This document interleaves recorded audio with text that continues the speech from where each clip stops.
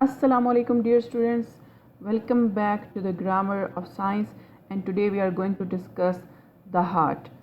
So before that we have discussed the different types of cells that are present in the blood, and basically we are on chapter number 2 discussing the circulatory system. And in the circulatory system, the heart is the main organ that pumps the blood all over the body. All right, so today we are going to discuss the basic structure, the function, the parts of heart, and how it will circulate the blood all over the body. So here is the location. It is present between the lungs. Sternum कहते हैं ribs के upper part को, जो आपका ribs का एक diaphragm से बना होता है, यानी डायफ्राम के ऊपर. अब इसकी जो लोकेशन है वो थोड़ी सी लेफ़्ट साइड की तरफ ड्रिफ्टेड है, लेफ़्ट साइड की तरफ है. ठीक है, जो आपकी नोकीली सी सामने आपको हड्डियां चुभती हैं, आपकी पसलियां चुभती हैं, उसका नोकीला पार्ट या दरमियान का पार्ट स्टर्नम कहलाता है. स्टर्नम के पीछे है और अबव द डायफ्राम है. डायफ्राम आपके पूरे ये जो रिब केज है इसको बोल रहे हैं, और रिब केज के बिल्कुल आप ऊपर देखें और लेफ़्ट साइड पे देखें तो आपको हार्ट नज़र आएगा. ठीक, इसका साइज़ अगर आप देखें तो ये हर इंसान के दिल का साइज़ उसकी मुट्ठी के बराबर होता है. It is just as big as the size of a fist, और इसका वेट जो है वो 17 to 15 ऑनसेस होता है. अच्छा, इसका वेट डिपेंड करता है आपकी एज के ऊपर. जैसे जैसे एज बढ़ती जाएगी ये मैक्सिमम 15 ऑनसेस तक जाता है. टाइप्स इसकी क्या है? हॉलो है, मस्कुलर ऑर्गन है. सो सबसे पहले हमने इसकी लोकेशन को डिस्कस किया, जिसमें हम ये देखते हैं कि इसकी लोकेशन कहाँ पर है, इसका वेट या इसका साइज़ क्या है, और इसकी साख्त कैसी है. बेसिकली ये मसल से मिलकर बना है, कार्डियोवेस्कुलर मस्कुलर ऑर्गन है. ठीक है, नेक्स्ट हम इसको देखते हैं कि इसके अराउंड क्या है, इसके आसपास क्या है. तो इसके आसपास 3 लेयर्स हैं: pericardium, myocardium and endocardium. Peri का मतलब इर्द गिर्द बोलते हैं, कार्डियम मीन हार्ट, यानी हार्ट के अराउंड जो इर्द गिर्द लेयर होगी, जो कि किसी भी झटके की वजह से हार्ट को फटने से बचाएगी, दिल को फटने से बचाएगी, वो प्रोटेक्टिव लेयर पेरिकार्डियम कहलाती है. इसके अंदर फ्लूइड फिल होता है. आप देखें, अगर आप एक बैलून के अंदर फ्लूइड फिल कर दें तो वो बहुत जल्दी नहीं फटेगा, लेकिन खाली बैलून बहुत जल्दी फटता है. इसलिए नेचर ने इसमें फ्लूइड फिल किया, जिसको हम पेरिकार्डियल फ्लूइड कहते हैं. और पेरिकार्डियल फ्लूइड क्या करता है? फ्रिक्शन को कम करता है, हार्ट के मसल्स को डेड होने से बचाता है, अचानक जर्क लगने के बाद या एक्सीडेंट होने के बाद हार्ट को फटने से बचाता है. मायो मिडल को बोलते हैं, कार्डियम हार्ट को, यानी मायोकार्डियम मीन मिडल लेयर. ठीक है, और ये थिक होती है निस्बतन. फिर एंडो अंदर की बोलते हैं, कार्डियम दिल को, एंडोकार्डियम मीन अंदर की दिल की layer, smooth inner lining of chambers. तो बेसिकली ये जो चैम्बर आपको ये जो डिफरेंट रूम्स नज़र आ रहे हैं इस हार्ट के अंदर, इन चैम्बर्स के अंदर की लाइनिंग को बोल रहे हैं. ठीक, तो ये हमारे पास आउटर कवरिंग्स हैं. अब हम देखते हैं कि हार्ट के टोटल, जिस तरह आप कहते हैं ना कि आप एक घर में जाएं और घर के कितने रूम्स हैं, बिल्कुल हार्ट के उसी तरह से चैम्बर्स हैं. ठीक है, समझ लें ये हार्ट के कमरे हैं और इन कमरों के दरवाजे भी हैं. तो अब देखें, ये आपके पास टोटल 4 कमरे हैं, और इन 4 कमरों को अगर हम देखें तो ये जो 4 कमरे हैं ये आपस में एक दूसरे से अलग अलग हुए हैं. सबसे पहला जो कमरा है वो राइट साइड पे लिखा हुआ है. अब आप हैरान हो रहे होंगे कि ये आपकी लेफ़्ट साइड बन रही है. तो स्टूडेंट्स, जो आप ये जिस बंदे का हार्ट है वो बेसिकली आपकी तरफ देख रहा है. आप इस तरह से अगर इसको देखें तो ये देखें, ये एक हार्ट है जिसकी ये वाली साइड राइट होगी, यानी कि आपके सामने एक बंदा खड़ा हुआ है इस तरह का, उसकी राइट साइड आपकी लेफ़्ट होगी और आपकी राइट साइड उसकी लेफ़्ट होगी. ठीक है, दैट्स वाई ये जो साइड है ये राइट है, हालांकि हमारी ये साइड लेफ़्ट है, लेकिन ये इसकी साइड राइट है. वजह सिर्फ और सिर्फ ये है कि ये हम किसी और का हार्ट पढ़ रहे हैं और उसके राइट साइड है. तो अगर आप अपने दिल को देखेंगे तो यही हार्ट आपकी तरफ फिट होगा, लेकिन इसका रुख आपकी तरफ होगा, विच मीन्स ये आपकी राइट के साथ एग्जैक्टली मैच करेगा. ठीक है, यानी ये ब्लू कॉर्नर जब आपकी तरफ आएगा तो ये इस तरफ आ जाएगा. ठीक, यानी ये उलट होकर आपकी तरफ आ जाएगा. लेफ्ट एट्रियम, राइट एट्रियम, ये दोनों ऊपर के कमरों को बोल रहे हैं. ठीक है, ये एक राइट साइड पर है और एक लेफ्ट साइड पर है. एट्रियम इनका नाम है, लेफ्ट एंड राइट एट्रियम, ये आपने याद रखना है. उसके बाद जो नीचे वाले कमरे हैं उनका नाम है वेंट्रिकल. इसी तरह से राइट वाले साइड को राइट वेंट्रिकल, लेफ्ट वाले साइड को लेफ्ट वेंट्रिकल बोलेंगे. ठीक, तो हमारे पास 4 मेन चैम्बर्स हैं, 4 मेन रूम्स हैं इस हार्ट के. आप स्पीशी टू स्पीशी देखें तो किसी के 2 चैम्बर्स भी होते हैं, किसी स्पीशी के 3 चैम्बर्स भी होते हैं. ह्यूमन बींग्स का हाईली इवॉल्व्ड हार्ट है, हाईली स्पेशलाइज्ड हार्ट है, that's why it contains 4 chambered heart. ठीक है, अब इन हार्ट के इन चैम्बर्स को अलग करने के लिए यहाँ पर आपको दरमियान में छोटी छोटी दीवारें या दरवाजे नज़र आ रहे हैं। यहाँ पर भी देखें, यहाँ पर भी देखें। तो इन ये जो साइट है ये इनको अलग करें बेसिकली, ठीक है। अगर आप इसको देखें तो ये भी आपको अलग करें, ठीक। अभी दोबारा हम इसको देख लेते हैं। तो ये जो छोटे छोटे दरवाजे हैं ये क्या कर रहे हैं, ये एक बार अगर ब्लड इनसे ट्रैवल कर गया तो ये वापस ब्लड को रोकते हैं, वापस ब्लड ना जाए। इनको हम पार्टीशंस भी बोलते हैं, सेप्टम भी बोलते हैं, ब्रिज भी बोलते हैं, वाल्व्स भी बोलते हैं। हम वाल्व्स के बारे में आगे पढ़ेंगे, ठीक है। वाल्व्स बेसिकली वो जिस तरह पानी के वाल्व लगे होते हैं, गैस के वाल्व लगे होते हैं कि एक दफ़ा आगे चली जाए फिर वापस ट्रैवल ना करे, इसी तरह हार्ट में भी ब्लड एक दफ़ा आगे चला जाए तो वापस ट्रैवल ना करे, उस चीज़ को रोकने के लिए वाल्व्स अवेलेबल हैं, ठीक है। तो ये देखें, जो चीज़ एट्रियम को वेंट्रिकल से सेपरेट करी है वो इंटर एट्रियो वेंट्रिकुलर सेप्टम कहलाएगा। इंटर का मतलब है दरमियान में, एट्रियो वेंट्रिकुलर का मतलब है एट्रियम और वेंट्रिकल के दरमियान में, इंटर एट्रियो वेंट्रिकुलर सेप्टम, ठीक है। इसी तरह से जो चीज़ सिर्फ एट्रियम को या सिर्फ वेंट्रिकल को आपस में करिए, जिस तरह ये ब्लैक लाइन है, ये सिर्फ दो एट्रियम के दरमियान में या दो वेंट्रिकल के दरमियान में है, तो इसको हम सिर्फ इंटर एट्रियम सेप्टम या इंटर वेंट्रिकुलर सेप्टम बोलेंगे, ठीक है। अब अगर एट्रियम और वेंट्रिकल सेपरेट हो रहे हैं, इंटर एट्रियो वेंट्रिकुलर सेप्टम, सिर्फ एट्रियम आपस में सेपरेट हो रहे हैं, इंटर एट्रियम सेप्टम, और सिर्फ वेंट्रिकल्स आपस में सेपरेट हो रहे हैं तो इंटर वेंट्रिकुलर सेप्टम, ठीक हो गया। यहाँ तक हमने देखा कि हार्ट का ओवरऑल जो है वो स्ट्रक्चर किस तरह का है, वेट या इसका साइज़ क्या है। फिर हम प्रोटेक्टिव लेयर में 3 लेयर्स देखते हैं, एंडोकार्डियम, मायोकार्डियम एंड पेरिकार्डियम। फिर हम ये देखते हैं कि हार्ट के 4 चैम्बर्स या 4 रूम्स हैं और इन रूम्स को सेपरेट करने के लिए सेप्टम इस्तेमाल होते हैं, और उन सेप्टम्स का क्या काम है कि वो हार्ट के डिफरेंट पार्ट्स में मौजूद ब्लड को सेपरेट रखेंगे, ठीक। अच्छा, अब याद रखिएगा ऊपर वाले दोनों कमरे बहुत जो है वो निस्बतन छोटे हैं नीचे वाले दोनों कमरों से। ऊपर वाले कमरे छोटे हैं, ऊपर वाला पार्ट्स छोटे हैं, नीचे वाले दोनों पार्ट्स बड़े हैं, ठीक है। तो एट्रिया जो है ये ना सिर्फ छोटे हैं बल्कि इनकी दीवारें भी हल्की हल्की हैं, जबकि वेंट्रिकल्स बड़े होने के साथ साथ इनकी वॉल्स भी थिक हैं, ठीक है। आगे चलते हैं, नेक्स्ट हम हार्ट के स्ट्रक्चर को देख लेते हैं। तो अभी तक हमने ये देखा कि हार्ट के स्ट्रक्चर में ऊपर वाले 2 कमरे हैं और नीचे वाले 2 कमरे। हमने इसको बहुत ही आसान करके यहाँ पर देखा। अब स्टूडेंट्स यही चीज़ थोड़ी सी कॉम्प्लेक्स होने जा रही है, अगर आप गौर करेंगे तो आपको बहुत ईजी लगेगी। नेक्स्ट में हम ये देखते हैं कि यही 4 चीज़ें किस तरफ हैं। यहाँ पर देखें, आपको ब्लू कलर का एक चैम्बर नज़र आ रहा है, ये पहला कमरा है ऊपर वाला। इसी तरह से दूसरा कमरा आपको ये रेड कलर में नज़र आ रहा है। प्लीज़ डोंट वरी, हम हर पार्ट को बिल्कुल अलग होकर पढ़ेंगे। फिर इसी तरह से ये तीसरा नीचे वाला कमरा नज़र आ रहा है और ये चौथा नीचे वाला कमरा नज़र आ रहा है, ठीक है। उसी तरह के बिल्कुल 4 चैम्बर्स हैं, लेकिन अब इसके साथ बाकी स्ट्रक्चर्स दे दिए गए हैं। यहाँ पे बाकी स्ट्रक्चर्स नहीं दिए ताकि आपको इजीली समझ आ सके उन 4 चैम्बर्स की, लेकिन यहाँ पे बाकी स्ट्रक्चर एसोसिएट कर दिए ताकि एज अ होल आप हार्ट का स्ट्रक्चर पढ़ सकें या ड्रॉ कर सकें। ऑलराइट, तो यहाँ पर हार्ट का आउटर साइड है, आउटसाइड ऑफ द हार्ट है, और यहाँ पर हार्ट की इनर साइड है। पहले इनर साइड को डिस्कवर करते हैं, फिर हम आउटर साइड की तरफ जाएंगे। सो फर्स्ट ऑफ ऑल हम इन ब्लू लाइंस को देखेंगे। सबसे पहले आपने ब्लू कलर को देखना है, ठीक है। याद रखिए 2 तरह का ब्लड होता है, एक डीऑक्सीजनेटेड, एक ऑक्सीजनेटेड। डीऑक्सीजनेटेड ब्लड हमने लास्ट लेक्चर में डिस्कस किया था, वो ब्लड होगा जिसके अंदर ऑक्सीजन की डेफिशिएंसी होगी, ऑक्सीजन कम होगी और कार्बन डाइऑक्साइड ज़्यादा होगी। इसी तरह से ऑक्सीजनेटेड ब्लड वो ब्लड होगा कि जिसके अंदर ऑक्सीजन ज़्यादा होगी और कार्बन डाइऑक्साइड कम होगी और न्यूट्रिएंट्स ज़्यादा अच्छे होंगे। डीऑक्सीजनेटेड ब्लड ने क्या करना होता है, हार्ट के अंदर आना होता है ताकि वो लंग्स के पास जाके ऑक्सीजनेशन का प्रोसेस कर सके। जब हम सांस ले रहे होते हैं तो सांस के थ्रू ऑक्सीजन अंदर आती है, वही ऑक्सीजन उस डीऑक्सीजनेटेड ब्लड के साथ मिलके उसको ऑक्सीजनेट कर देती है। अब ब्लड क्या हो गया, डीऑक्सीजनेटेड से ऑक्सीजनेटेड हो गया। अब oxygen rich blood again heart के पास आएगा ताकि वो पूरी बॉडी में डिस्ट्रीब्यूट हो सके।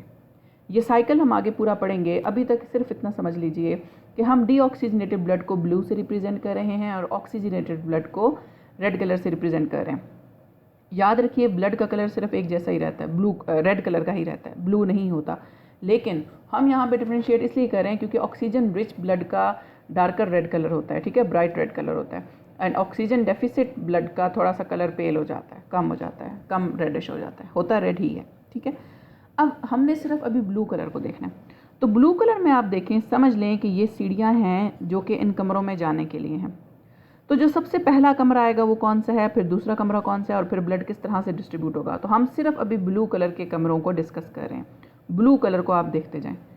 सबसे पहले स्टूडेंट्स ब्लड आएगा इस लंबे पाइप के अंदर, ठीक है, और ये लंबा पाइप बेसिकली ऊपर वाली साइड से वेना, ओवरऑल इस पूरे को हम वेना कैवा कह रहे हैं। अगर हम इस पूरे पाइप को वेना कैवा बोल रहे हैं तो अपर साइड से जो पाइप आ रहा है इसको हम सुपीरियर बोलेंगे। सुपीरियर मतलब ऊपर वाला, और लोअर साइड से जो आ रहा है that is inferior. Inferior mean come side से आने वाला। तो सुपीरियर वेना कैवा और इन्फीरियर वेना कैवा दोनों बॉडी से डीऑक्सीजनेटेड ब्लड कलेक्ट करेंगे और इस सुपीरियर और इन्फीरियर वेना कैवा के थ्रू इस पोर्शन में ले आएंगे। इस पोर्शन को स्टूडेंट्स हम कहते हैं राइट एट्रियम। अच्छा, ब्लड एक ही बार में, पहली बार में इन दोनों यानी सुपीरियर वेना कैवा और इन्फीरियर वेना कैवा से इस होल और इस होल के थ्रू इस राइट एट्रियम में इन होगा। राइट एट्रियम फिर क्या करेगा, प्रेशर डेवलप करेगा क्योंकि इसके अंदर ज़्यादा ब्लड आ गया है। ये प्रेशर डेवलप करने के बाद इस छोटे से दरवाजे के थ्रू सारे का सारा ब्लड फेंक देगा राइट वेंट्रिकल में। राइट वेंट्रिकल्स फिर क्या करेंगे, राइट वेंट्रिकल्स इस पाइप नुमा चीज़ में जाएंगे और इस पाइप नुमा चीज़ ने आगे क्योंकि लंग्स को डिलीवर करना है तो लंग्स को हम पल्मोनरी भी बोलते हैं। जैसे किडनी के लिए रीनल का लफ्ज़ इस्तेमाल होता है, लिवर के लिए हमने डाइजेस्टिव सिस्टम में पढ़ा था हेपेटिक का लफ्ज़ इस्तेमाल होता है, इसी तरह से लंग्स के लिए पल्मोनरी का लफ्ज़ इस्तेमाल होता है। तो बेसिकली ये छोटे छोटे वाल्व्स हैं, इन वाल्व्स के थ्रू गुजरता हुआ आगे जाएगा इस ट्रंक में जिसको हम पल्मोनरी ट्रंक बोल रहे हैं, और पल्मोनरी ट्रंक से दोनों साइड्स की तरफ ब्रांचेस जा रही हैं, लेफ़्ट साइड वाले लंग्स की तरफ भी और राइट साइड वाले लंग्स की तरफ भी। तो अभी तक हमने ये देखा कि एट्रियम से वेंट्रिकल, वेंट्रिकल से पल्मोनरी ट्रंक और पल्मोनरी ट्रंक से पल्मोनरी आर्टरीज जा रही हैं। थोड़ी देर पहले मैंने आपको बताया कि आर्टरीज ऑक्सीजनेटेड ब्लड उठाएंगी और वेन्स डीऑक्सीजनेटेड ब्लड उठाएंगी, लेकिन यहाँ पर जब इसके साथ पल्मोनरी का लफ्ज़ अटैच हो जाए तो इसी तरह फंक्शन तब्दील हो जाएगा। इस केस में यानी पल्मोनरी आर्टरीज डीऑक्सीजनेटेड ब्लड उठा रही हैं और पल्मोनरी वेन्स ऑक्सीजनेटेड ब्लड उठा रही हैं। वैसे all over the body arteries oxygenated and veins deoxygenated उठाएंगी। फ़र्क सिर्फ तब आएगा जब हमने लंग्स को डिलीवर करना होगा। लंग्स की डिलीवरी के वक्त pulmonary arteries oxygenated blood and pulmonary veins deoxygenated blood नहीं उठाएंगी, क्योंकि लंग्स के केस में ये चीज़ अल्टरनेट हो जाती है। ओके, तो हमने सबसे पहले कहा कि upper side and lower side से सुपीरियर और इन्फीरियर वेना कैवा आए, उन्होंने इस पहले कमरे यानी कि राइट एट्रियम को ब्लड दिया और राइट एट्रियम ने दे दिया राइट वेंट्रिकल को। राइट वेंट्रिकल के बाद क्या आता है स्टूडेंट्स, राइट वेंट्रिकल के बाद ट्राइकस्पिड वाल्व है। अच्छा सॉरी, राइट एट्रियम के बाद ट्राइकस्पिड वाल्व है, और ट्राइकस्पिड वाल्व का बेसिक काम क्या है कि एक दफ़ा ब्लड जब इस वेंट्रिकल में आ जाए तो बैकवर्ड फ्लो प्रिवेंट हो जाए, बैकवर्ड फ्लो ना हो सके। राइट एट्रियम और राइट, अब हम इसको थोड़ा सा बैक साइड से, हमारे पास सबसे पहले सुपीरियर एंड इन्फीरियर वेना कैवाज हैं। सुपीरियर और इन्फीरियर वेना कैवाज इस राइट एट्रियम के अंदर आएंगे और बाद में ये राइट वेंट्रिकल की तरफ जाएगा, और किसके थ्रू जाएगा, इस वाल्व के थ्रू जाएगा जिसको हम ट्राइकस्पिड वाल्व कहते हैं। ट्राई बोलते हैं तीन को, कस्प कहते हैं फ्लैप यानी कि स्ट्रक्चर। ट्राइकस्पिड वाल्व तीन फ्लैप के स्ट्रक्चर का वाल्व, और ये क्या करेगा, इस राइट वेंट्रिकल को देगा। अब राइट वेंट्रिकल के आगे देखें, राइट वेंट्रिकल के आगे यही ब्लड यहाँ से प्रेशर डेवलप करके ऊपर जाएगा, दरमियान में इसको सेमी ल्यूनर वाल्व से टकराना पड़ेगा ब्लड को। सेमी ल्यूनर वाल्व का यही काम है कि एक दफ़ा वेंट्रिकल से ब्लड इस ट्रंक में चला जाए तो वो वापस ना आए, क्योंकि इसने अगेंस्ट द ग्रेविटी जाना है। अब यहाँ पर आप देखिए सेमी ल्यूनर वाल्व का मतलब क्या है। सेमी मीन आधा, ल्यूनर बोलते हैं चांद को, आधे चांद की शक्ल का। ये दोनों आपको आधे चांद की शक्ल के नजर आ रहे हैं। पल्मोनरी नाम क्यों है, क्योंकि आगे जाके इसने लंग्स को यही डीऑक्सीजनेटेड ब्लड प्रोवाइड करना है। So pulmonary semi lunar valves means आधे चांद की शक्ल का लंग्स की तरफ लेकर ब्लड लेके जाने वाला वाल्व। अब एक दफ़ा ब्लड इस वेंट्रिकल से इस ट्रंक में आ गया तो इसका बैकवर्ड फ्लो प्रिवेंट कौन करेगा, बैकवर्ड फ्लो कौन नहीं होने देगा, ये pulmonary semi lunar valve. Alright, next अब ये ब्लड जाएगा आगे राइट साइड और लेफ्ट साइड वाली आर्टरीज की तरफ, और इनको हम पल्मोनरी आर्टरीज बोलते हैं, जो कि ब्लड लेके चले जाएंगे। पल्मोनरी ट्रंक की तरफ पहले आया, फिर पल्मोनरी ट्रंक से दोनों साइड ब्रांचेस पर पल्मोनरी आर्टरीज की तरफ आ गया। तो स्टूडेंट्स ये सारा हार्ट के अंदर फ्लो था डीऑक्सीजनेटेड ब्लड का। इस इस वेना केवा से आया, सुपीरियर इन्फीरियर, राइट एट्रियम में आया, ट्राइकस्पिड वाल में गया, राइट वेंट्रिकल में गया, सेमिल्यूनर वाल में गया, पल्मोनरी ट्रंक में गया एंड दोनों साइड की ब्रांचेस में चला गया। ये इसका इधर से आपको ब्लड का फ्लो भी याद हो गया और इधर से ही आप इसका स्ट्रक्चर भी याद करें। तो अगर आप स्ट्रक्चर ड्रॉ करते वक्त पहले ये डीऑक्सीनेटेड ब्लड का सारा फ्लो बना देंगे तो आपके लिए हार्ट का स्ट्रक्चर बनाना ईजी हो जाएगा। डियर स्टूडेंट्स, नेक्स्ट चलते हैं। ओके, ये यहाँ से सेपरेट हो रहा है। अगर आप आउटर साइड से देखें तो ये यहीं से सेपरेट हो रहा है, ठीक है, ये यहाँ से सेपरेट हो रहा है। अगर हम नेक्स्ट चलें और अब हम सिर्फ डिस्कस करेंगे रेड पार्ट को, जो कि ऑक्सीजनेटेड ब्लड कैरी कर रहा है। अब यहाँ से लंग्स तक चला गया था blood deoxygenated by pulmonary arteries and right pulmonary artery and left pulmonary artery. जब ये एक बार लंग्स तक चला गया तो लंग्स ने क्या किया, हम सांस ले रहे थे, लंग्स के अंदर ऑक्सीजन आ रही थी, ऑक्सीजन ने क्या किया, इसी ब्लड को ऑक्सीजनेशन कर दी इसकी। जब इसी ब्लड की ऑक्सीजनेशन हुई तो वापस वो आया हार्ट पे, लेकिन अब की बार वेन्स यूज़ होंगी, पल्मोनरी वेन्स। याद रखिए, वैसे तो वेन्स डीऑक्सीजनेटेड ब्लड उठाने के लिए होती हैं, लेकिन जब पीछे पल्मोनरी का लफ्ज़ लग जाएगा तो उनका फंक्शन अल्टर हो जाएगा, चेंज हो जाएगा। अब ये पल्मोनरी वेन्स ऑक्सीजनेटेड ब्लड उठा के आ रही हैं लंग्स की तरफ से, ठीक। अब लंग्स की तरफ से जब ये ऑक्सीजनेटेड ब्लड उठा के आ रही हैं तो सबसे पहले आपने देखा कि पल्मोनरी वेन्स दोनों साइड से, जिस तरह से पल्मोनरी आर्टरी दोनों साइड से लंग्स तक गई थी, राइट एंड लेफ्ट लंग की तरफ, आपको पता आपके दो लंग्स हैं, इसी तरह से पल्मोनरी वेन दोनों तरफ से आई है, right pulmonary vein and left pulmonary vein. ये दोनों, ये बैक साइड से आएगा, ये बैक साइड से और ये फ्रंट से इस एट्रियम में दाखिल हो रहा है। जिस तरह से ये राइट एट्रियम था, इसी तरह से ये लेफ्ट एट्रियम है। तो लेफ्ट एट्रियम क्या कर रहा है, ऑक्सीजनेटेड ब्लड कलेक्ट कर रहा है, जो कि लंग्स की तरफ से आ रहा है, ठीक।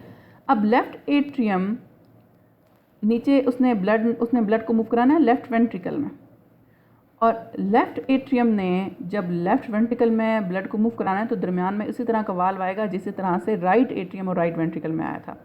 लेकिन अब की बार इसके दो कस्प्स होंगे, दो फ्लैप्स होंगे, इसलिए हम इसको बाय कस्पिड वाल कह रहे हैं। यहाँ पर 3 फ्लैप्स थे, यहाँ पर 2 फ्लैप्स हैं। ये ट्राई कस्प था, ये बाय कस्प है।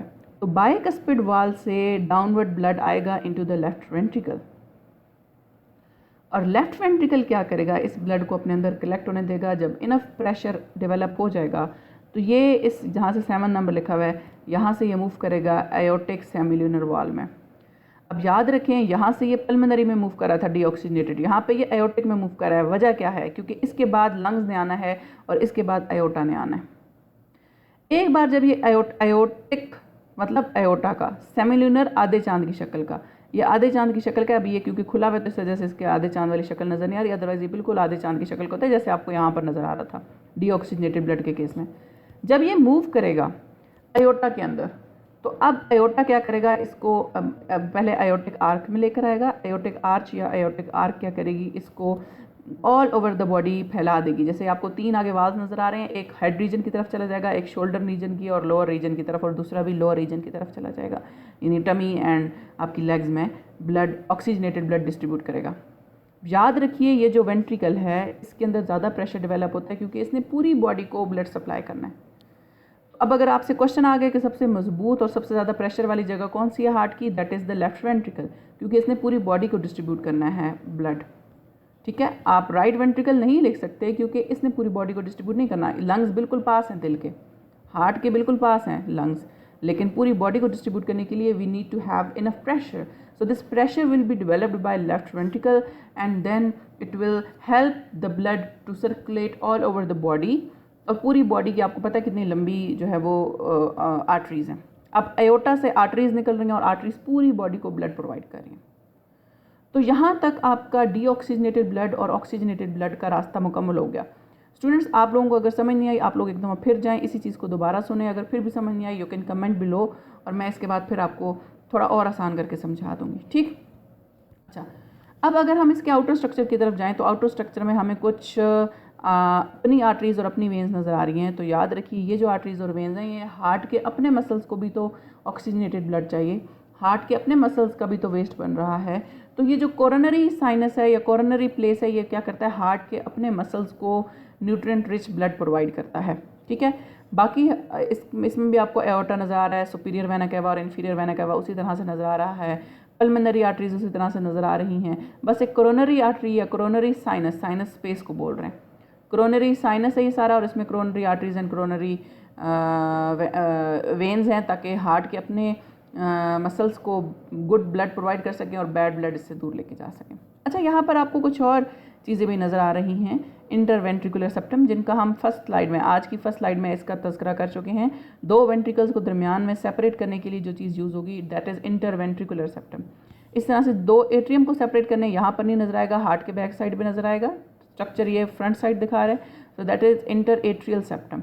इस तरह से एक एट्रियम और एक वेंट्रिकल को सेपरेट करने के लिए इंटर एट्रियो वेंट्रिकुलर सेप्टम आ जाएगा। Right students, so today next हमने हार्ट के वाल्व्स को डिस्कस करना है। हार्ट के वाल्व बिल्कुल इसी चैप्टर के साथ, इसी चीज़ के साथ एसोसिएटेड हैं। इसमें आपको नज़र आ रहा है उसी तरह के 4 स्ट्रक्चर्स हैं, 4 मेन रूम्स हैं हार्ट के, right atrium, right ventricle, left atrium, left ventricle, और इन सबको पास बाय करने के लिए हमारे पास बीच में वाल्व हैं।